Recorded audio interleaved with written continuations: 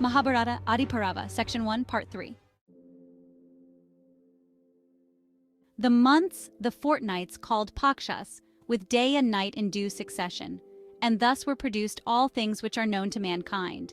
And what is seen in the universe, whether animate or inanimate, of created things, will, at the end of the world, and after the expiration of the yuga, be again confounded. And at the commencement of other yugas, all things will be renovated, and like the various fruits of the earth, succeed each other in the due order of their seasons. Thus continueth perpetually to revolve in the world, without beginning and without end, this wheel which causeth the destruction of all things. The generation of Devas, in brief, was 33,333. The sons of Dev were Brihadbanu, Chakshus, Atma Vibhavasu, Savita, Richika, Arka, Banu, Asavaha, and Ravi. Of these Vivaswans of old, Mahya was the youngest, whose son was Devavrata. The latter had for his son Suvrata, who, we learn, had 3 sons, Dasajyoti, Satajyoti, and Sahasrajyoti, each of them producing numerous offspring. The illustrious Dasajyoti had 10,000, Satajyoti 10 times that number, and Sahasrajyoti 10 times the number of Satajyoti's offspring.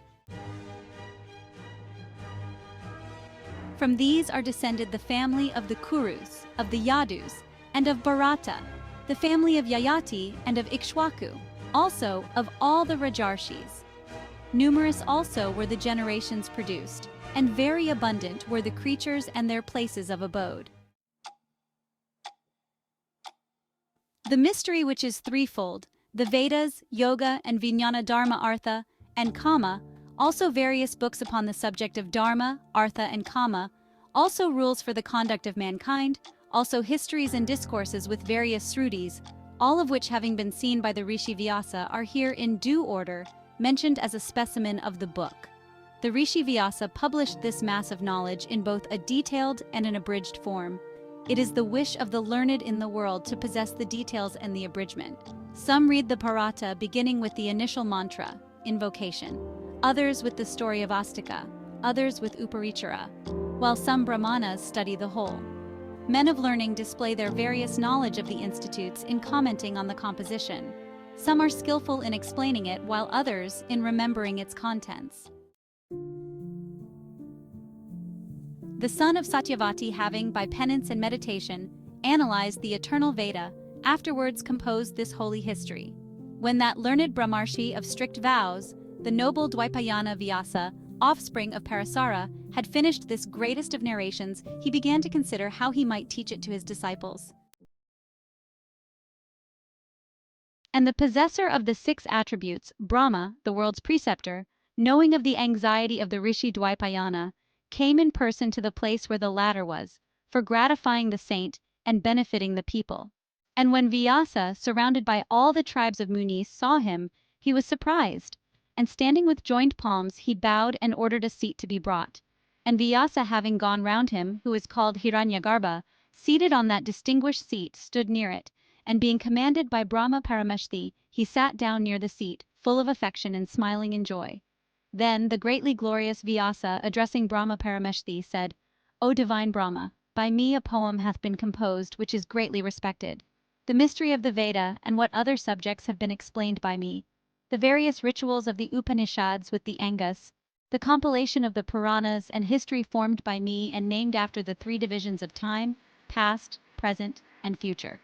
The determination of the nature of decay, fear, disease, existence, and non-existence, a description of creeds and of the various modes of life, rule for the 4 castes and the import of all the Puranas, an account of asceticism and of the duties of a religious student, the dimensions of the sun and moon, the planets, constellations, and stars, together with the duration of the 4 ages, the Rik, Sama, and Yajur Vedas, also the Adhyatma, the sciences called Nyaya, orthoephy and treatment of diseases, charity and Pasupada Dharma, birth celestial and human for particular purposes, also a description of places of pilgrimage and other holy places of rivers, mountains, forests, the ocean, of heavenly cities and the kalpas, the art of war, the different kinds of nations and languages, the nature of the manners of the people, and the all-pervading spirit.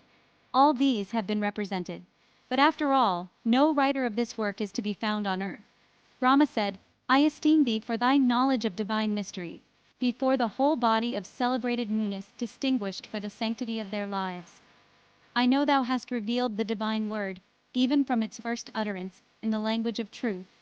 Thou hast called thy present work a poem, wherefore it shall be a poem.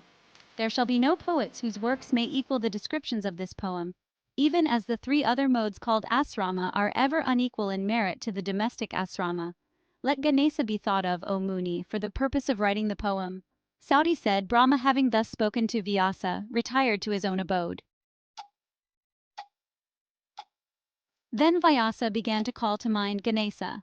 And Ganesa, obviator of obstacles, ready to fulfill the desires of his votaries, was no sooner thought of than he repaired to the place where Vyasa was seated. And when he had been saluted and was seated, Vyasa addressed him thus: O guide of the Ganas, be thou the writer of the Bharata which I have formed in my imagination, and which I am about to repeat.